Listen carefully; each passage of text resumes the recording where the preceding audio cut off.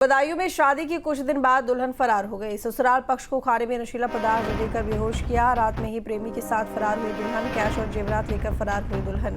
पत्नी के वियोग में पति की गई जान। मृतक की मां ने शासन से लगाई न्याय की गुहार। तो ये बड़ी जानकारी बदायूं से, जहां पर शादी के कुछ दिन बाद दुल्हन फरार। ससुराल पक्ष को खाने में नशीला पदार्थ देकर बेहोश किया। रात में ही प्रेमी के साथ फरार हुई दुल्हन। कैश और जेवरात लेकर फरार हुई दुल्हन। पत्नी के वियोग में पति की जान गई। मृतक की मां ने शासन से न्याय की गुहार भी लगाई है।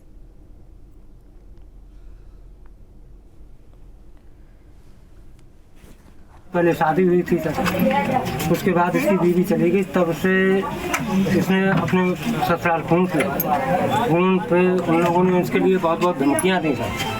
और धमकियाँ देने पे वो इतना घबराहट में आ गया कि उसने पागल जैसा रूप ले लिया। पागल इतना हो गया कि वो ना खाना खाता था, ना पानी पीता था, और किसी से कोई बोल चाल, बोलना चालना सब कुछ बंद कर दिया।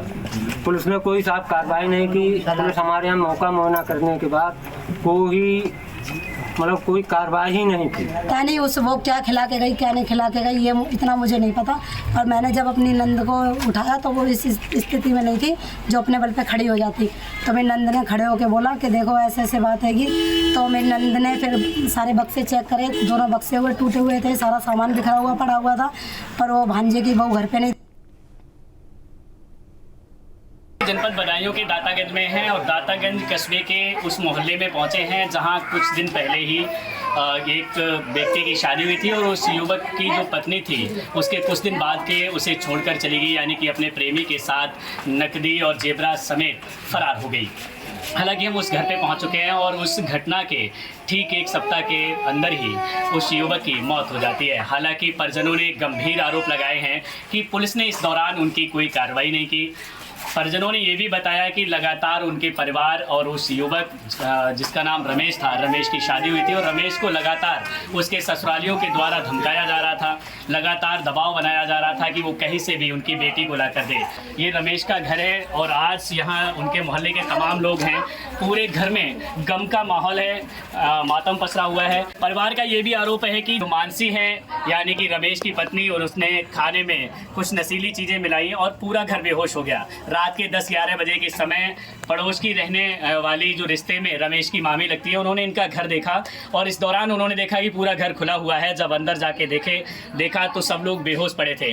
जैसे तैसे उन्होंने रमेश की मां को जगाया। रमेश के पिता भी इस दुनिया में नहीं है और उन्होंने अंदर देखा कि उनका पूरा घर, उनकी पत्नी मानसी जो थी वो खंगाल कर ले गई थी, जेवरात नकदी समेत वो फरार हो गई थी। फिलहाल जो उनकी बुजुर्ग माँ है वो लगातार शासन से मांग कर रही हैं कि उनके बेटे की जैसे मौत हुई है, जिस तरह से उन्हें धमकाया जा रहा था, शासन उनकी मदद करे। बदायूं से न्यूज स्टेट के लिए मैं उमेश सिंह राठौर। जहां भक्ति है हर शब्द में, कथाओं में छिपे हैं दिव्य रहस्य और ज्योतिष देता है जीवन को दिशा। धर्म से जुड़ी हर बातों को जानने के लिए हमारे चैनल स्तुति को सब्सक्राइब करें।